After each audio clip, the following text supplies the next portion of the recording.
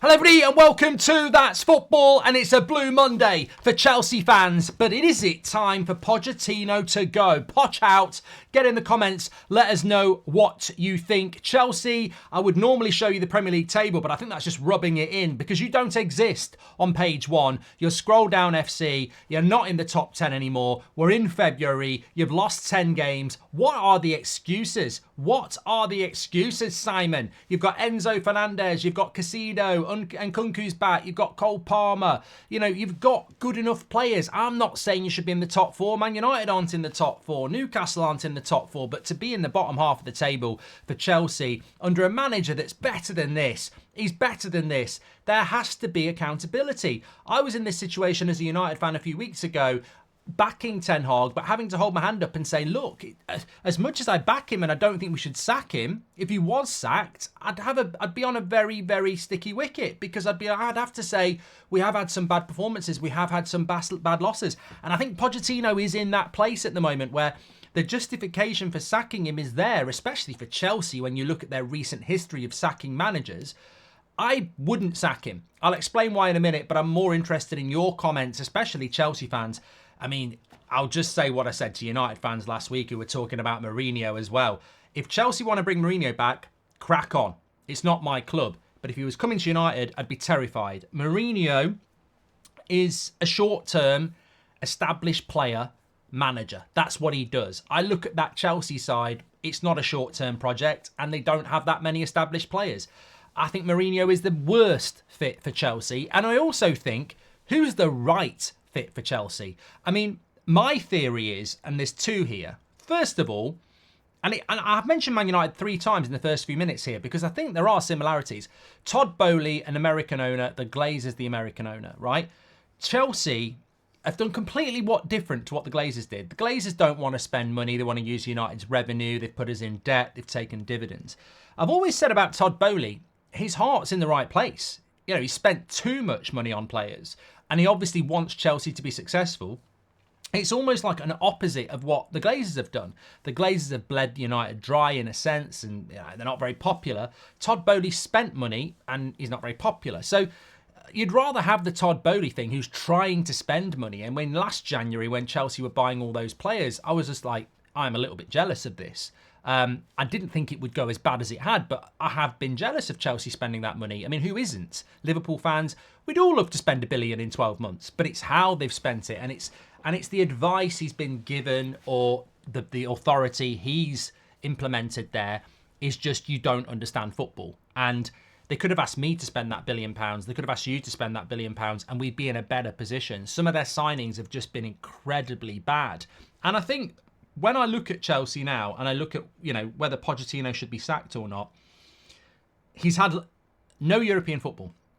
At the start of the season, Chelsea fans were telling us, Potter's had a pre-season, Potter didn't.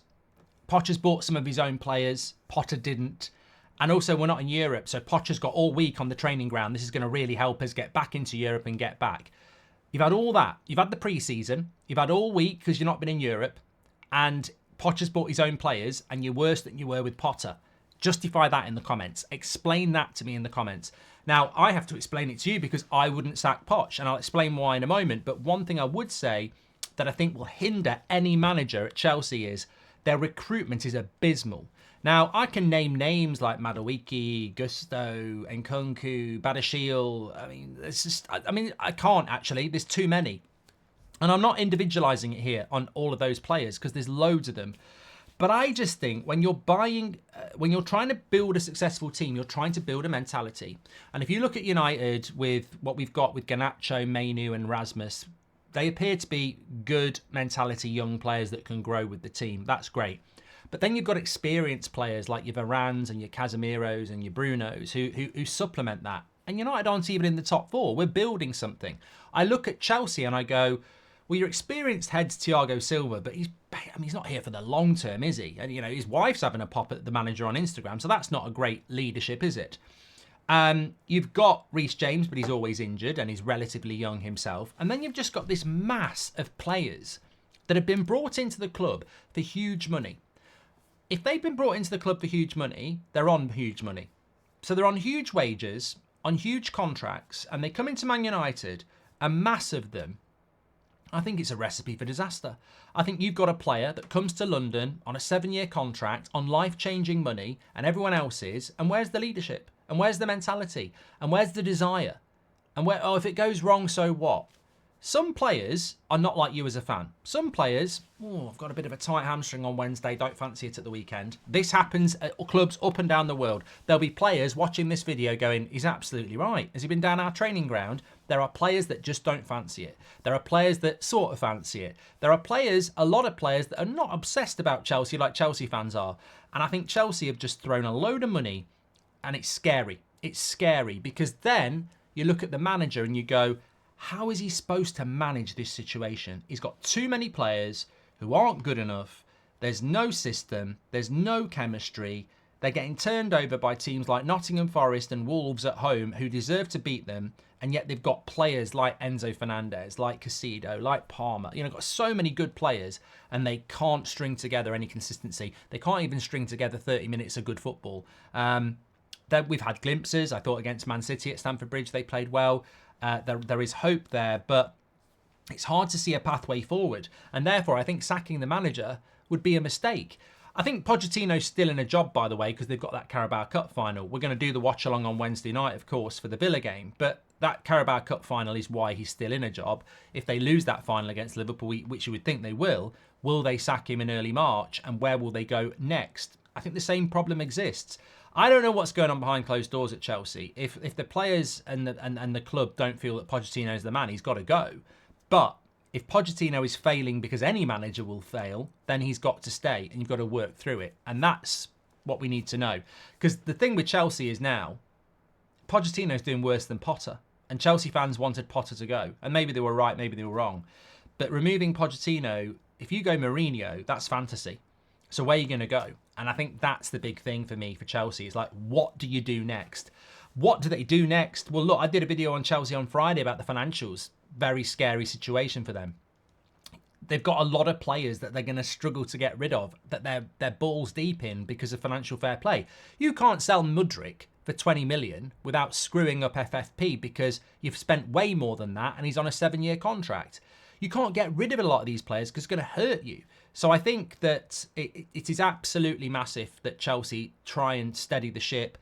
I would hope that Pochettino can sort of somehow stay in the job until the summer, have another summer, and then judge him next season. But that's an ideal world. That's not how football works. But I think the big thing with Chelsea's leadership and Todd Boehly is that the motivation is to be good.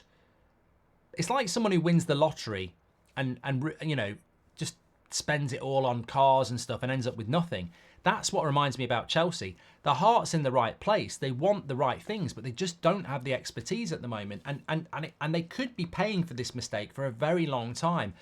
It's a worry for Chelsea because next season looks like it's going to be this season. No European football, which is a financial loss. And I thought Chelsea this season would do what Chelsea fans thought. I thought they'd be a competitor for fourth because they weren't playing as many games and that this system gradually they'd grow by now into a team that's got a system that plays the Poch way. The fact that I don't rate Pochettino, I didn't want him at Man United, I wanted Ten Hag, but I always think Pochettino's a guy that beats everybody outside the top four and then doesn't beat them and ends up in fourth or fifth. He can't even do that. So why is it Pochettino, who I will admit is a good coach, can't get something out of these players? I don't know.